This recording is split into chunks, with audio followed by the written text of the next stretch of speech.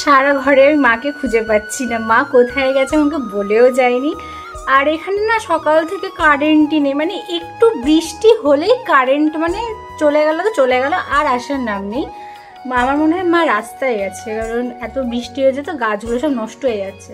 তো চলো একবার দেখে আসি যে মা রাস্তায় আছে কিনা। চলো দেখি মা কোথায় গেছে, খুঁজেই পাচ্ছি না, আমাকে বলেও যায় না কিছু, কি বলবো। এখানে জঙ্গল তুলছে, আমাকে সারা ঘর খুঁজে বেড়াচ্ছি যে কোথায়।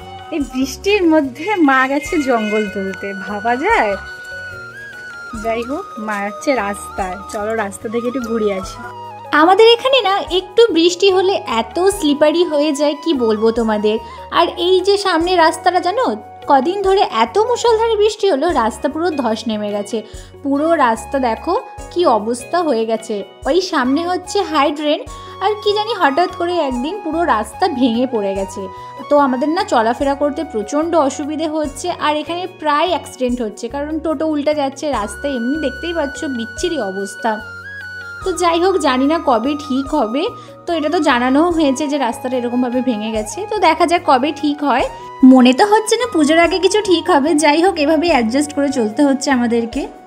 চলো এবার ঘরে যাওয়া যাক। আমি তো দেখিয়ে দিলাম রাস্তাটার কি অবস্থা, দেখো এই দেখো, একটু বৃষ্টিতেই রাস্তা ধসে পড়ে গেছে, কত সুন্দর। যাই হোক, চলো এবার ঘরে যাওয়া যাক। বৃষ্টিটা একটু কমেছে সারাদিন পর। চুলগুলো একটু এরকম হয়ে গেছে, একটু ইগনোর করে নিও। চলো যাওয়া যাক। তো দেখা হচ্ছে অন্য ভিডিওতে, ততক্ষণের জন্য বাই।